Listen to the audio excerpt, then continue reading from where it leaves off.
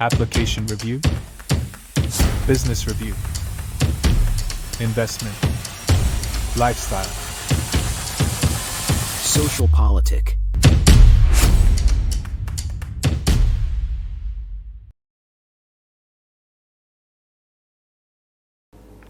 Halo Bapak Ibu, saudara-saudari sekalian, lovers and haters. Salam cerdas Indonesiaku. Jumpa lagi kita pada kesempatan kali ini. Bagi Anda yang belum subscribe channel saya, silakan subscribe channel saya. Tekan loncengnya agar Anda dapat notifikasi setiap kali saya mengupload video-video saya. Oke, seperti yang Anda bisa lihat, saya kembali memakai baju merah. Ini artinya sebuah berita yang hot. Iya, benar-benar hot. Soal apa? Nah, soal ini. Beberapa hari yang lalu, kan Roy Suryo merasa tidak terima dikatakan sebagai tukang fitnah ya oleh Ketua KPU Pak Hashim Asyari. Dia dan tim hukumnya katanya mempertimbangkan untuk melaporkan Ketua KPU ini karena dianggap mencemarkan nama baik. Saya bingung juga ya apakah Roy Suryo punya nama baik ya. Tapi oke deh. Sebelum kita masuk ke intinya adalah begini. Dia kan mengancam mau melaporkan Ketua KPU ya ke polisi lah ya. Ternyata dia lebih dulu yang disomasi dan akan dilaporkan. Jadi dia kalah langkah. Dia lagi memikirkan katanya dengan tim hukumnya, nggak tahu siapa itu tim hukumnya. Saya ada baca ada satu orang lah yang menawarkan diri untuk menjadi kuasa hukumnya, tetapi dia didului oleh sebuah tim hukum merah putih namanya. Nah, nanti kita lihat. Makanya jangan di-skipkan, saya sudah janji saya akan review kasus ini. Sebelum kita masuk ke titik situ, kita flashback dulu ya untuk melihat siapa sih ini sebenarnya Roy Suryo yang sudah saya katakan dia sebenarnya bukan pakar telematika. Kalau nggak percaya Anda undang dia debat sama saya akan buktikan dia bukan pakar telematika. Oke, kita lihat dulu nih berita di tahun 2011 ya. Dia ada 5 kasus ya. Ada yang ringan, ada yang berat gitu ya. Tapi kita lihat dulu ini soal dia salah masuk ke dalam pesawat Lion Air.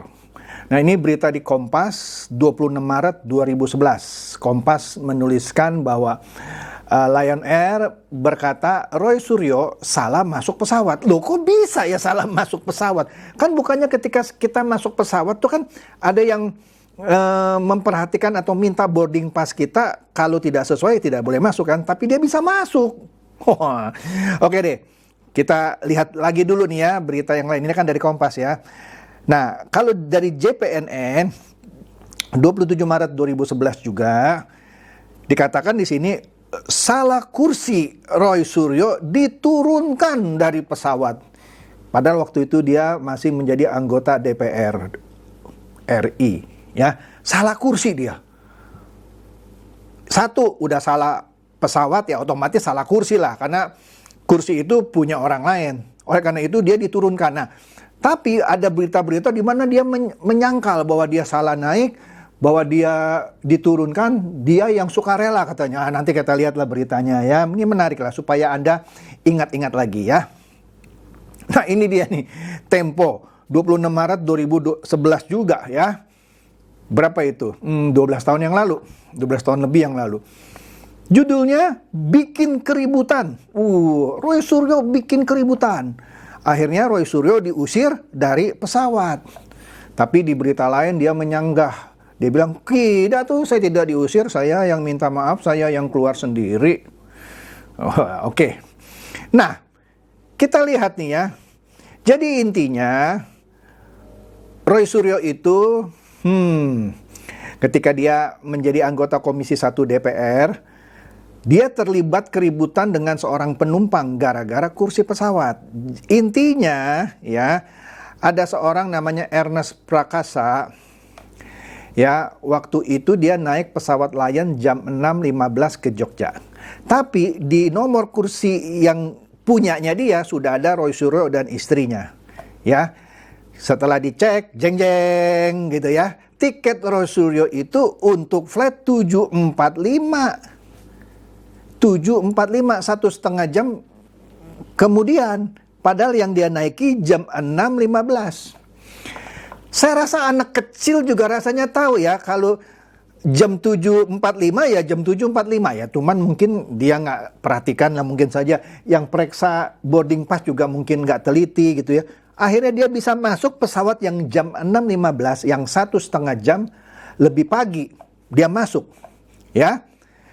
Terus dia kekeh nggak mau turun. Dia bilang, saya kenal sama direkturnya Lion Air. Wah, kira-kira begitu ya. Sampai melibatkan pramugari, melibatkan pilotnya, minta dia untuk memberikan tempat duduknya kepada Ernest. Yang saya baca di berita-berita, karena ada beberapa ya beritanya, Ernest sebenarnya udah males nih sama yang namanya Roy Suryo ini gitu ya. Dia aturan mau turun, udahlah kasih dia gitu ya. Tapi penumpang yang lain bilang, jangan turun, dia yang harus turun. Woi, turun. Wah, jadi pesawat itu heboh. Dan pilotnya nggak mau menerbangkan pesawatnya kalau dia nggak memberikan tempat duduknya. Ya memang bukan tempat duduk dia, orang dia salah kursi, salah pesawat pula. Bukan cuma salah kursi, kalau salah kursi pindah ke kursi yang lain kan. Salah pesawat. Wah, kemudian dia bangga, dia bilang akhirnya dia dikasih pesawat pengganti. Wah, bangga dia. Padahal memang salah dia lah. Oke ya, nggak usah saya perpanjang di situ ya. Geli saya. Oke. Nah, di sini ada berita dari suara.com. Tadi kan salah satu dari 5. Nah, di sini ada 5 kontroversi katanya ya. Sehingga dia dijuluki Dewa Panci. Dewa Panci apa sih? Ya itu karena dia pernah menempati rumah dinas. Setelah selesai masa jabatannya, barang seperti panci aja dibawa dari rumah dinas gitu. Sampai harus ditagih, ribut. Wah gitu dah. Ya. Dan, masih ada lain-lain lagi deh. Ya, saya malas mereview satu persatu, entar dibilang saya ini nyari-nyari. Padahal saya nggak nyari-nyari. Memang ada gitu ya. Sampai terakhir yang dia di penjara sudah saya pernah bahas. Dia mengunggah stupanya di Borobudur itu yang mukanya mirip Jokowi. Nah ini di gambar ini tuh Anda lihat tuh ya. Dia bilang sih dia mula-mula di-tweet sama seseorang. Kemudian dia posting secara publik gitu ya. Nah dia kena karena dibuat itu sebagai lelucon gitu ya.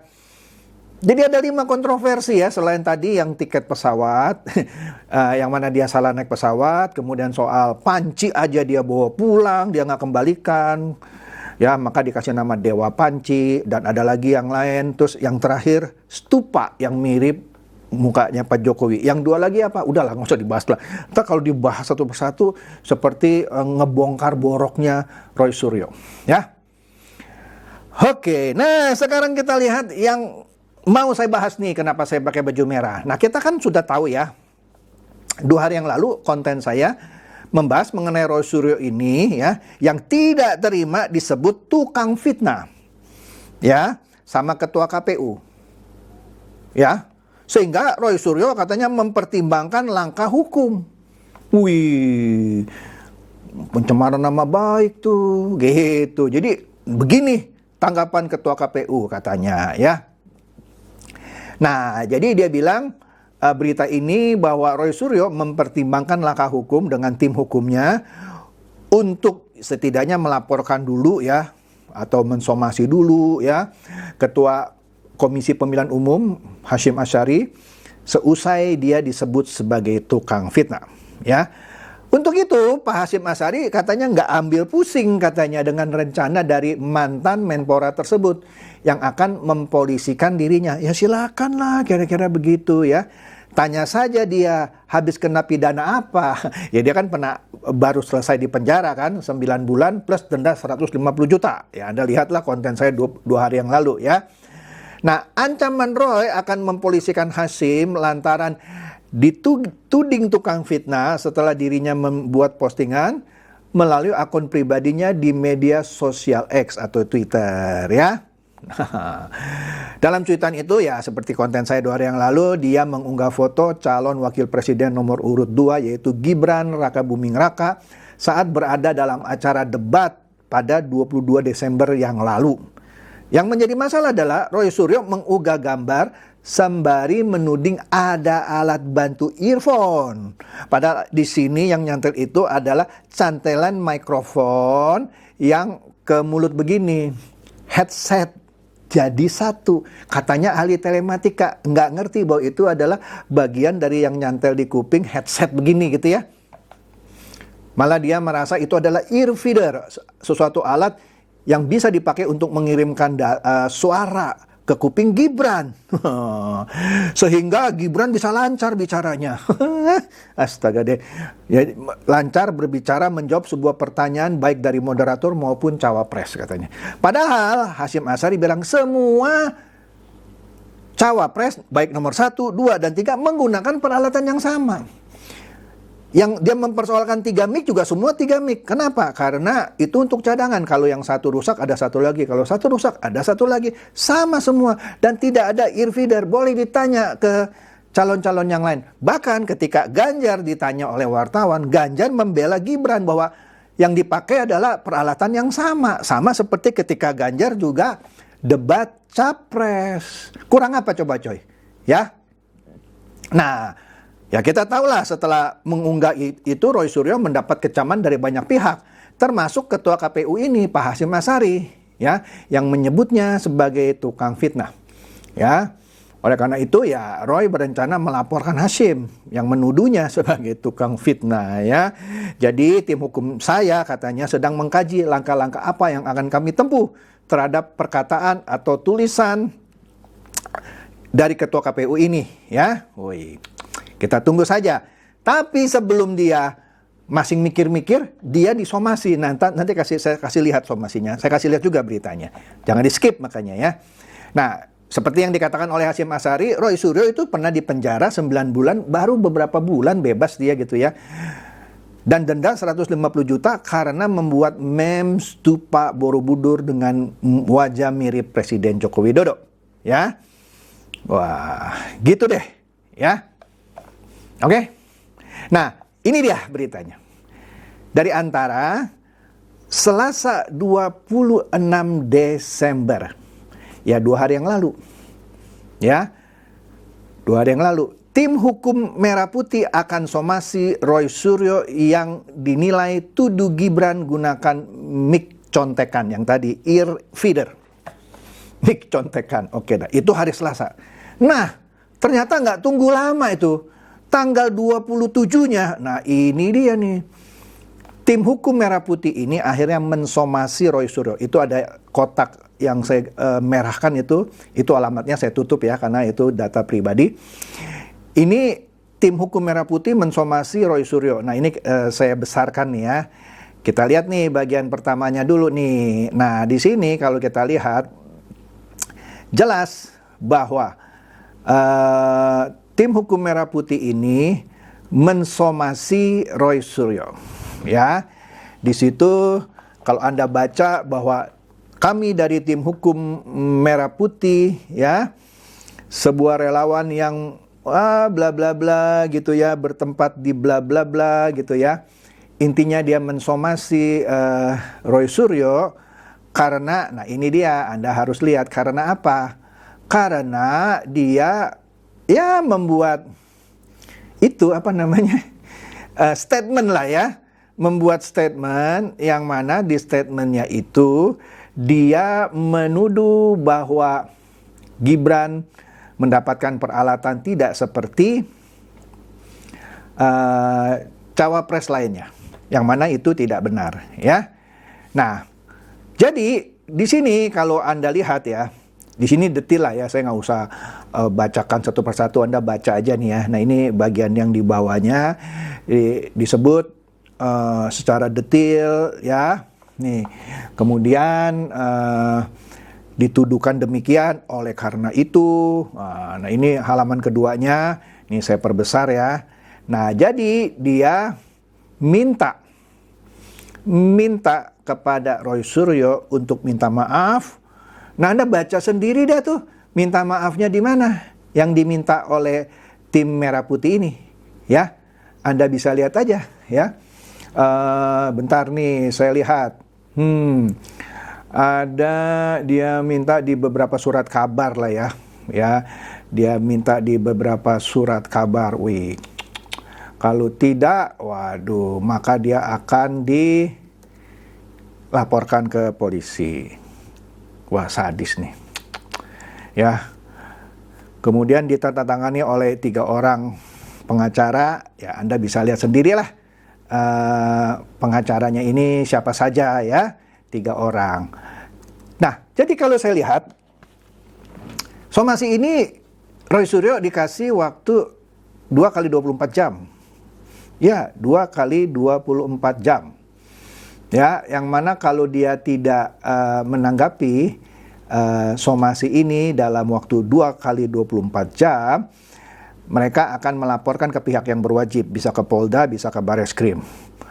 Dan permintaan dari tim hukum Merah Putih ini yang saya katakan tadi, karena atas perbuatan Roy yang dianggap merugikan, ya, memberikan kesan negatif untuk pasangan Prabowo dan Gibran.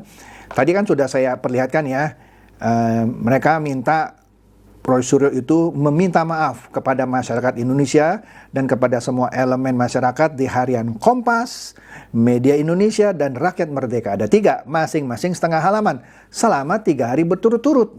Dan media elektronik seperti TV One, Metro TV, dan Kompas TV dengan durasi 1 menit sampai 3 kali berturut-turut. Ya, dengan disertai penyesalan atas perbuatan tersebut dan tidak akan mengulangi lagi dalam perkara yang dianggap belum tentu kebenarannya. Ya, saya sih menduga somasi ini pasti didiamkan sama Roy. Dan saya harapkan memang didiamkan aja. Karena saya yakin kok dia nggak bakal mau pasang iklan. Kan dia punya gengsi tinggi gitu ya. Nah, ini yang diharapkan oleh, ya menurut saya sih ya, biasa kalau dalam hal ini, oleh tim hukum Merah Putih, maka yaitu memberikan pintu untuk melaporkan ke pihak kepolisian. Nah, kalau sudah masuk ke kepolisian, nah tinggal polisi akan memeriksa. Bisa itu jadi perbuatan tidak menyenangkan, perbuatan mencemarkan nama baik, bisa juga undang-undang ITE gitu ya, yang bisa 6 tahun penjara gitu ya. Nah, kita nggak tahu, kita tunggu aja. Dan ini pasti akan seru nih ya. Jadi ya kira-kira begitu ya.